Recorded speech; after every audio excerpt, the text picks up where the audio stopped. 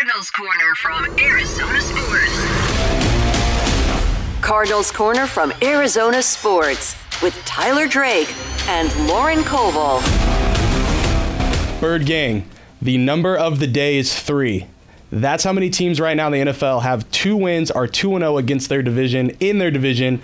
One of those teams is the Arizona Cardinals after a 24-23 comeback, upset, whatever you want to call it, win over the San Francisco 49ers. We're here, Cardinals Corner, to break it all down. Lauren Koval's right there. I'm Tyler Drake. How we doing, Lauren? We're doing well, Tyler. I mean, we have an unexpected and very exciting win to talk about for the Cardinals. Yeah, you're a jet setter, right? Yes, yes, I am. Yes. How was that? It was good. You went to Kansas for a little wedding? I went to Kansas for a little wedding. I flew out early Friday morning, and I left at like 6 a.m. Arizona time this morning to get back here, watch the game, and come in. Back. Yes. Especially after the game was like a special treat. Right? It was like, hi, you hauled ass to get back to Arizona. Can we say that? Can I say hauled ass? I think I can. I'm a co-host. I think I can say it. Right? Okay, I hurried very quickly to get back here, and the Cardinals repaid me for that. Yes. So thank you. That was, pretty crazy. That was one of those, we both can sit here and say we didn't expect that because what did we say? Like 25, 30-point loss? Yeah, I easily picked them to win. Sometimes we're not right. No. And that's okay. And sometimes we are right. Because let's get right into it. The first half looked like we were going to be right. Yes. Very much so. Again, same old story. New week, same story. Cardinals went out there, scored first touchdown, opening drive, like they had every single week before. And then what happens after that? And at half, it was 23-10? I loved the sound effect, by the way. I can't let that go without mentioning the sound effect. But you see all that. You see Kyler Murray, shout out to Drew Petzing, get him that designed run early because I think every single person in this valley has talked about how Kyler needs to run more. We've seen it last week especially. Not okay. I think we all, I'll be honest, I was fully expecting to talk about a loss today after watching just the first quarter of that game, really. It looked the Cardinals had no answer for what the Niners wanted to do. The Niners weren't scoring on every drive, or scoring touchdowns on every drive, but it seemed like they were moving up and down the field how they wanted. On the other side, more sputtering. James Conner, non-existent, non-factor. Marvin Harrison Jr., non-existent, non-factor. Really, the offense outside of Kyler and that one run, that was about it. No, and the game started strong, as like you've said, we've now seen the Cardinals score on the first drive of every single game this year. And not just field goals, touchdowns. That's wild. Which is a nuts statistic. At some point, I will Google if this has ever happened before. I've yet to do it. It's like a little bit of a jinx. I'm a little superstitious. A little titious. Just a little stitious. And because of that, I don't want to put that out into the universe, but I guess I just did, so it's too late now. Yeah. But it was a Kyler designed run. And that made me go, oh, wait, this might be different. This first half might change. This whole game. And then it didn't. In the first half, at least. No. And I was thinking, too, I'm pretty sure Pro Football Focus, I saw this past week talking about Kyler Murray's runs. I think he only had 4 designed runs entering this game. I'm pretty sure he had maybe close to that just in this game throughout the rest of this because, first half, rough. Especially James Conner because he only had 9 yards on 7 carries. Yeah, by the end of the first half. That's not going to cut it. No, Kyler was the leading rusher. By a good amount. And they were the only 2 guys running the ball. So, one guy was working it, the other guy was not. There was no way around it. No, we talk a lot about this. The number for James Conner is 10. That's the number that once he has 10 rushes, the Cardinals win total, percentage in which they win those games, jumps up dramatically the second that he gets there. And watching the first half of that game, I went, oh, he's not going to get there. No. And they're going to abandon the run.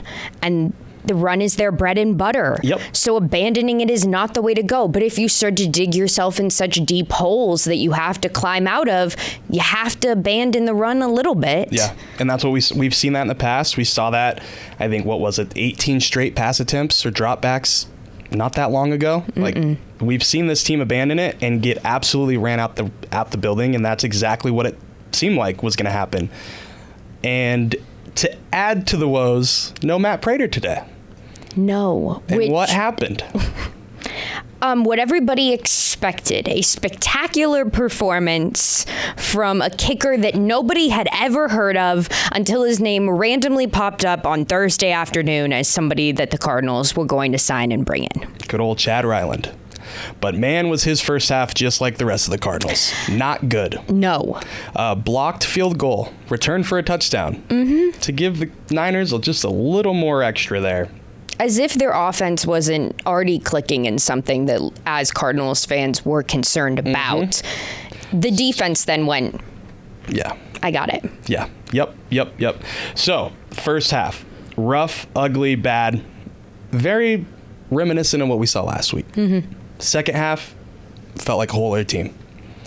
Everything that we talked about needed to be changed, I think changed. Kyler ran more. Instead of just that one 50-yard touchdown, wow, that's great. It's only one run. He ends up with 7 carries, 83 yards. You know what happens when Kyler runs it at least 7 times? No, tell me. The Cardinals win 21, or they're 21-9, basically. Okay. Like, you've got to, that's too easy not to implement every single game. Yeah. I know that game flow dictates things, but that is something that's got to happen. But you know he's a dynamic quarterback. You know he can be a runner. You know he feels comfortable running the ball. He's talked about it during this stretch where he hasn't had as many designed runs as I'm fine with doing them. They're just not being called in the flow of the game, and that's fine. I trust Drew. He's not going to force it. But he's not going to force it. And also, before we get into the full second half, we got to mention the first half because he celebrated again before the play was over. Well before the play was over. Well before like the play. 6 yards into his 50-yard run. Yes, I was going to say, like, right around the 45, he throws his hand up, and he hasn't even beat. There's still 3 guys around him. Yeah, he's kind of beat the first defender. Like, if you're looking at it, you're like, okay, he's going to beat him at the angle. The second defender was the guy I was worried about, and I was like, why are we celebrating? I know you're fast, but let's see. For a second, I thought he was telling somebody to block. And I was like, there's nobody in front of him. Nobody is catching up with you. There's no lineman down here for you. I mean, luckily that didn't come back to bite him because I think Niners fans probably would have really let him hear about that if the score was different. But yes, second half, let's get back to second half. Yeah. Second half was incredible because like we just talked about with James Conner, 9 yards, 7 carries. You know what he finished with? 19 carries, 86 yards. He did not score a touchdown, but he had a huge 2-point conversion there at the end that really helps, put some more points on the board. So huge there. That's the bread and butter, like you said earlier. That's how the Cardinals win more games. You focus on 2 of the biggest playmakers you brought in and have them utilize really both of their games because Kyler also 19 for 30, 195, touchdown and a pick. Obviously not the greatest passing performance, but still threw a touchdown, got it done there. And he spaced the ball out too, I thought. And you also throw in Connor, had 2 catches for 14 yards. He did a little bit of everything. So exactly what you need out of your people because that's exactly 100 yards for scrimmage. Like 100 yards for Connor, that's a good day for sure. So that alone offensively is really good. What did you like from the defensive side of the ball? Forcing turnovers. Yes. That is by far the winner of today's game, and not because it quite literally won them the game, but also because it's something that I don't think Cardinals media in general talks about a lot because it's not sort of an expectation for this team. They're not very turnover prone in the sense of forcing turnovers. Yeah. They're not ones to create a lot of pressure. We've discussed the lack of edge rushing and all of that compiled together. We don't frequently go, my focus is them forcing turnovers. Or just being legit on defense. Yes. 3 forced turnovers today. They proved everybody wrong. And it was great to see what this defense could do against a Niners team, very solid offensively, very sound, and they go out there and go, we can handle it. We'll be fine. I very much thought they needed Darius to have any sort of chance this week. And I know it's just one player. I know it's a rookie. I know he's never played an NFL snap against a team like the Niners, who, let's be honest, against that offense, that would be very tough for a rookie, just from all the motions and everything they do. The Zorros and the Zeldas, as DC Nick Rawls likes to say. But I was completely wrong. Like, the defense held up really strong in that second half. I think we all saw what was going on in the first half. I think we all thought that was going to continue in the second half. But instead, that defense really, really, really locked it down. And I think two guys in particular really turned my head was Mack Wilson Sr., Kaiser White. Yeah. I think the inside linebacker position is probably, and I'm not... Safety's right there too, because Buddha and Jalen. But I think inside linebacker might be one of their best, most prominent, solid positions that this team has right now. Those guys are dogs. They both came away with interceptions today. They both were all over the field today. I think Mack Wilson is by far their best free agent signing of 2024. It's not even close. No. Like, I think I might have, and I know everybody's going to be like, oh, Tyler, you're talking about Justin Jones. Like, PFF grade wasn't great, but you can tell there's been a drop-off since Justin Jones hasn't been on the field. But you're still seeing this production out of Mack Wilson really everywhere. Dude can play in coverage. He can rush off the edge. He can make interceptions. He can play what he's supposed to play, just what he's hired to do, on top of all these other just versatile pieces to his game. So really interested with him. Kaiser is still that dog. I think he's a guy that the Cardinals have to bring back, get him extended, bring him back, have this pair, this tandem move you forward into the next generation of what this Cardinals team can be, because I think they are lockdown guys in what they need to be. Both still young, even though went out there in free agency. Both still relatively young for this team. It is a relatively young Cardinals team, generally speaking. And with that being said, we talked so much last season about Kaiser, specifically, just being the war daddy, as Gannon likes to call him. Exactly. Out of context for a second, I really went, what? What did he just say to me? But yes. And we talked about like his connection with Gannon and coming back into the system and how comfortable he seemed. And he even discussed like being a leader in this locker room, even though it was his first year in this locker room. And he goes down. And you see a drop-off in the Cardinals defense and how they're preparing and how they're sort of finding their confidence as a defense in general. And this year he's back, and we haven't talked about him much at all.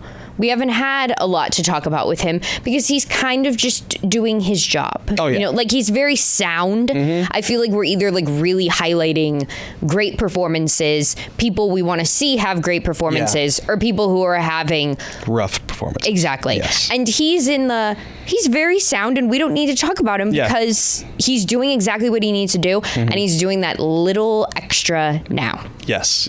That was a good way to put it. Moving, I want to throw a little bit of a twist to you. Who's one guy that maybe is under the radar who really stepped up today? Who stepped up today specifically? Yeah. Can I say Tristan Colon? Yeah. Okay, that's where I'm going then.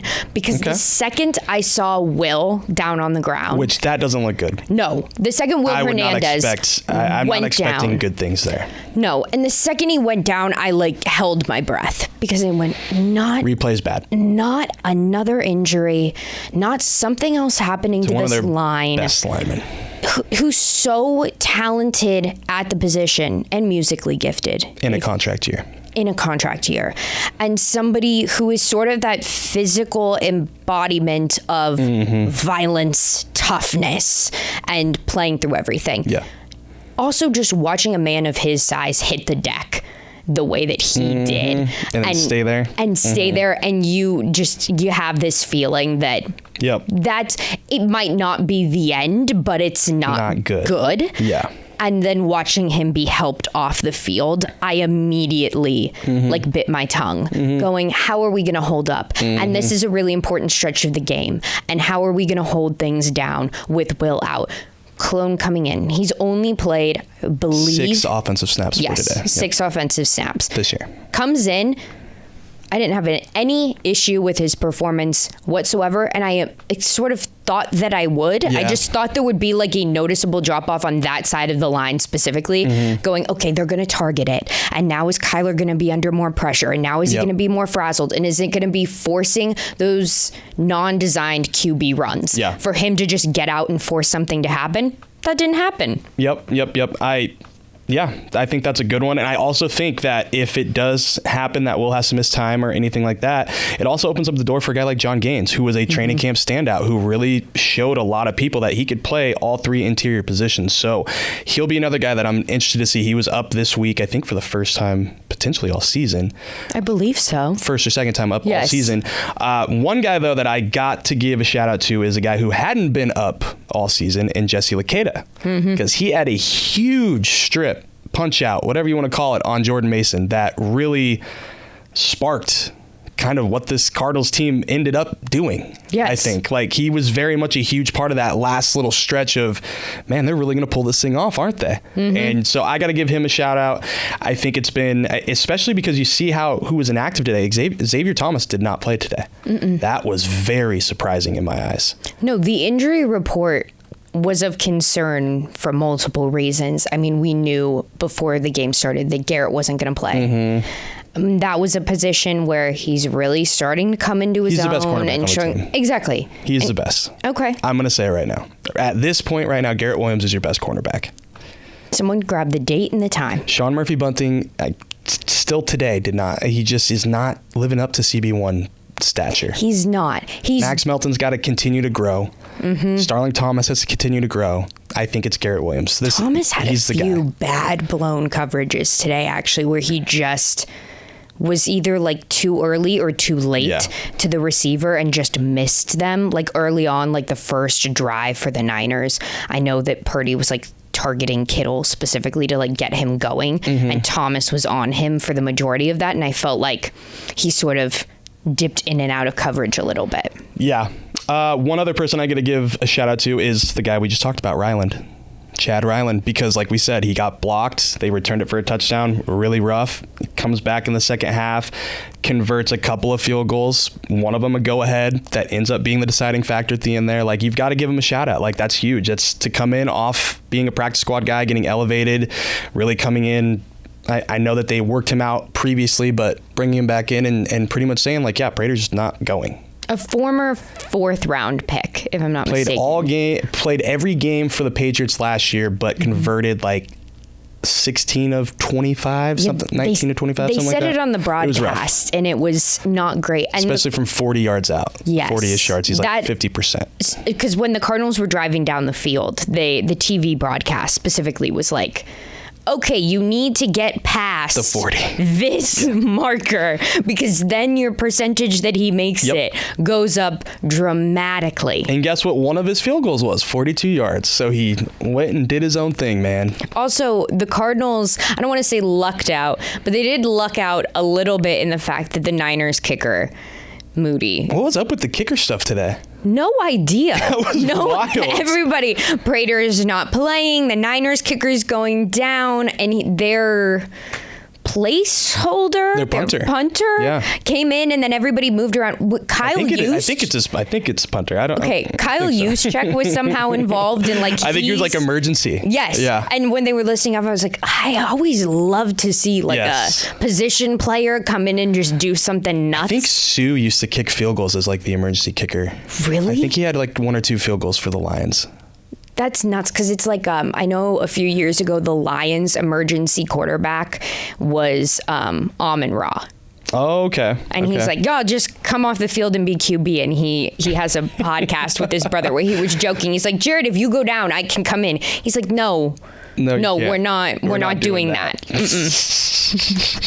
All right. Well, it was a very good win, very crazy win, very improbable win, if I'm being honest. But there's one thing that I think we both noticed and we both must mention, because Marvin Harrison Jr., 7 targets, that's okay.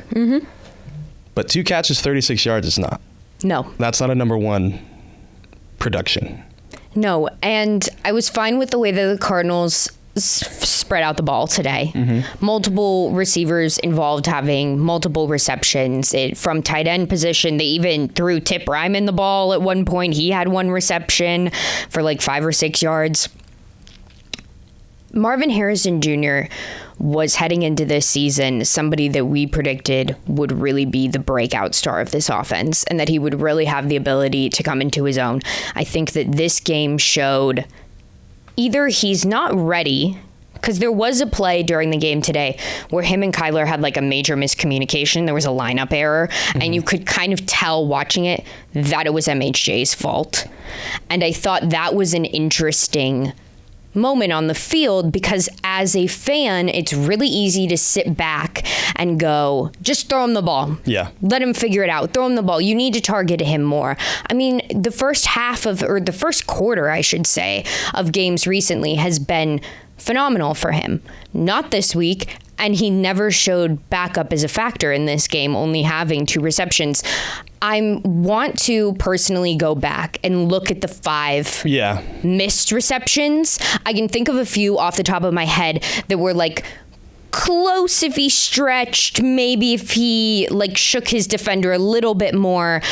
But it is definitely like at the front of my mind heading into the Packers game next weekend of how do you get him involved more in a way that he feels comfortable, that Kyler trusts him? Because today it felt like his guy was Michael Wilson. Yeah. And I thought Wilson had a really good bounce back after it seems like he's been having a couple drops every couple games now. So it was good to see him bounce back.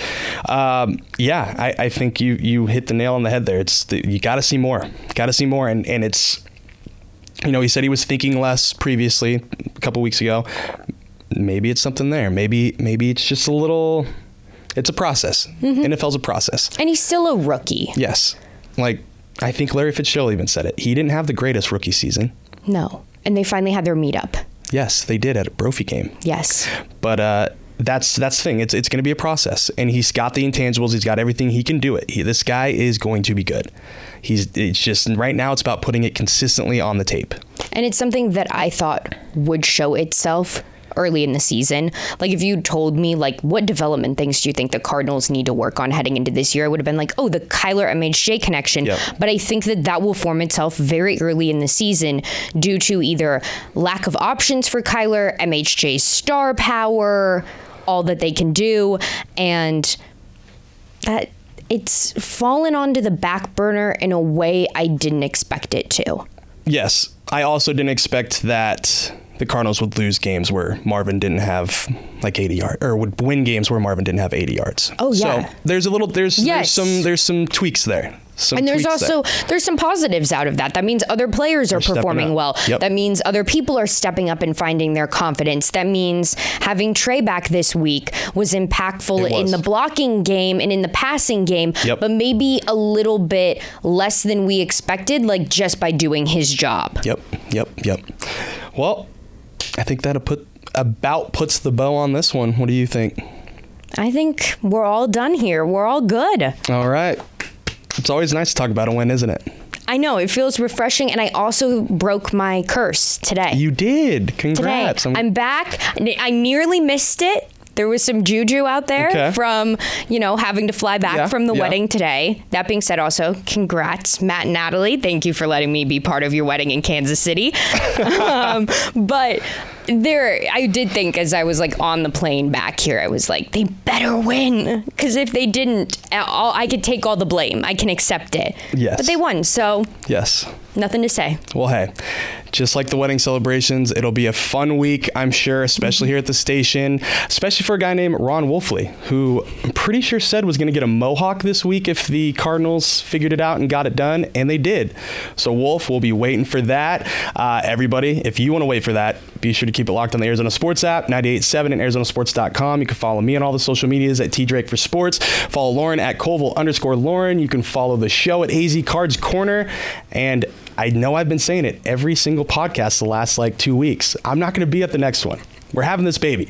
Baker, we're going to see you soon, buddy. But until then, we'll see you guys next time. You'll see Lauren and somebody else. But as always, Cardinals Corner, always bringing you the latest. See you later.